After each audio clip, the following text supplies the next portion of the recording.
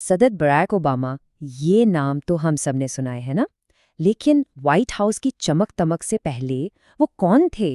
उनकी शख्सियत किन तजर्बात से गुजरकर ऐसी बनी? आइए इस कहानी को बिल्कुल शुरू से देखते हैं। क्योंकि देखें, वो जो मशहूर नारा था यस वी कैन, उसके शोर से बहुत पहले एक लड़का था जो बस अपनी जगह तलाश कर रहा था, अपनी पहचान ढूंढ रहा था। ये कहानी उसी लड़के की तलाश की है। तो इनकी कहानी शुरू होती है दो बिल्कुल अलग दुनियाओं के बीच। इनकी पैदाइश हुई हवाई में, वालदा अमरीकी थीं और वालिद केनिया से। और बस यहीं से उनकी शनाख्त का वो सफ़र शुरू हुआ जो सारी जिंदगी उनके साथ रहा। अच्छा, बचपन की बात करें तो दो चीज़ें थीं जिन्होंने उन पर बहुत गहरा असर डाला।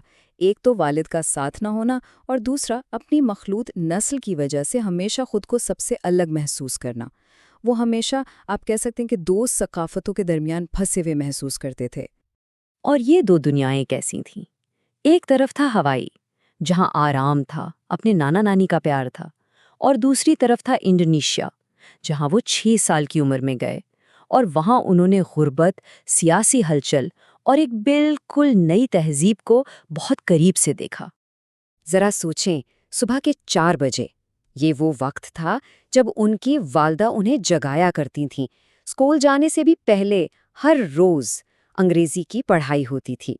ये डिसिप्लिन और मेहनत ही थी जो उनकी शख्सियत की बुनियाद बनी। तो याद आया वो वक्त क्या था जब उनकी वालदा उन्हें अंग्रेजी सिखाने के लिए जगाती थी। ये एक छोटी सी बात लगती है, लेकिन इससे उनकी तरबियत के पीछे छुपी गैर मामूली मेहनत का अंदाजा होता है। फिर जब वो 10 साल के हुए और वापस हवाई आए, तब असल में खुद की तलाश का एक मुश्किल दौर शुरू हुआ। स्कूल में गिनती के चंद स्याफाम बच्चों में से एक होने की वजह से वो अक्सर सोचते थे कि वो कहाँ फिट होते हैं। मैं कौन हूँ? ये सवाल हर वक्त उनके जहन में रहता था। और यही शनाख्त की तलाश थी जो उन्हें यूनिवर्सिटी ले गई, और फिर शिकागो, जहां उन्हें अपनी जिंदगी का असल मकसद मिलना था। ये उनकी कहानी का अगला और शायद सबसे अहम बाब था। उनका तालीमी सफ़र भी बड़ा दिलचस्प था। पहले लॉस एंजलिस, फिर न्यूयॉर्क की कोलंबिया यूनिवर्सिटी, जहां उन्होंने खुद को पूरी तरह से पढ़ने लिखने में डबो दिया। और आखिरकार हार्वर्ड लॉ स्कूल, जहां तारीख बनने वाली थी। और फिर तारीख रकम हुई। हार्वर्ड लॉ रिव्यू के पहले स्याफाम सदर। ये सिर्फ एक ओहदा नहीं था, ये एक तरह का ऐलान था कि एक नया लीडर उभर रहा है। और इस एक कामयाबी ने उन्हें पूरे मुल्क की नज़रों में ला खड़ा किया। लेकिन हैरानी की बात यह है कि हार्वर्ड के बाद उन्होंने किसी बड़ी कॉर्पोरेट कंपनी का रुख नहीं किया। वो सीधा शिकागो की गरीब बस्तियों में चले गए, उन लोगों के लिए काम करने जो बेरोजगारी और नाइंसाफ़ी का शिकार थे। और यही वो तजुर्बा था जिसने, उनके अपने मुताबिक, उन्हें सबसे ज़्यादा संवारा।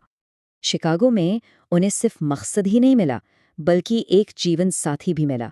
यहीं उनकी मुलाकात मिशेल रॉबिन्सन से हुई, और एक ऐसी पार्टनरशिप की बुनियाद पड़ी जिसने उनकी ज़िंदगी ही बदल दी। तो किस्सा कुछ यूं है कि जिस लॉ फर्म में वो काम कर रहे थे, वहीं उनकी मुलाकात मिशेल रॉबिन्सन से हुई, जो दरअसल उनकी मेंटोर थीं। वो एक बहुत ही ज़हीन वकील थीं, और शुरू में तो उन्होंने बराक के साथ डेट पर जाने से साफ इनकार कर दिया, लेकिन बराक की शख्सियत ने आखिरकार उन्हें कायल कर ही लिया। और इनका रिश्ता सिर्फ मोहब्बत का ही नहीं था, ये एक ज़बरदस्त टीम वर्क था।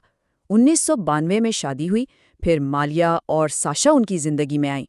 मिशेल ना सिर्फ उनकी सबसे बड़ी सपोर्टर बनी, बल्कि उनकी सबसे बड़ी नाक़िद भी, जो उन्हें हमेशा हकीकत के करीब रखती थीं।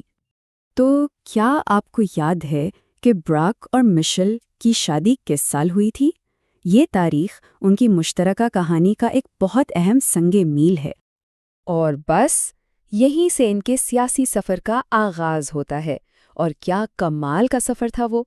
इतनी तेज़ी से वो आगे बढ़े कि देखने वाले हैरान रह गए। जरा इस रफ्तार को देखें। 1997 में वो सिर्फ एक स्टेट सेनेटर थे। सिर्फ 7 साल बाद 2004 में डेमोक्रेटिक नेशनल कन्वेंशन में दी गई एक तकरीर ने उन्हें कौमी हीरो बना दिया। और इसके ठीक 4 साल बाद वो अमेरिका के सदर थे।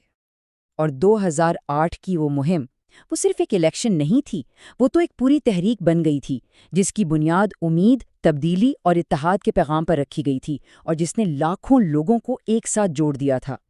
تو اب جب ہم ان کی صدارت پر نظر ڈالتے ہیں تو ہمیں ان کی زندگی کے پچھلے سارے تجربات کی جھلک صاف دکھائی دیتی ہے۔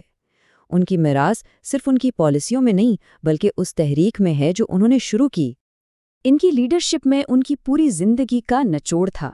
بچپن کی مشکلات نے ان کا اخلاقی کمپاس سیٹ کیا۔ مشیل ہمیشہ ان کی بنیاد رہیں اور ان کی بیٹیاں ان کی طاقت کا سر چشمہ بنیں۔ دیکھیں، ان کا سفر ہمیں ایک بہت بڑی بات سکھاتا ہے۔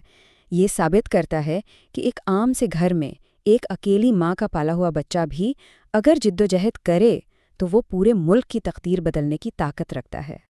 تو آخر میں ہم یہ کہہ سکتے ہیں کہ براک اوباما کی زندگی صرف ایک سیاستدان کی کہانی نہیں ہے۔ یہ اپنی پہچان کو تلاش کرنے، ہمت نہ ہارنے، محبت اور امید کی ایک ایسی داستان ہے جو سب کے لیے ہے۔ یہ سب جاننے کے بعد ایک سوال ذہن میں رہ جاتا ہے کہ آخر وہ کون سا ایک تجربہ ہوتا ہے جو کسی بھی لیڈر کی شخصیت کی سب سے زیادہ وضاحت کرتا ہے۔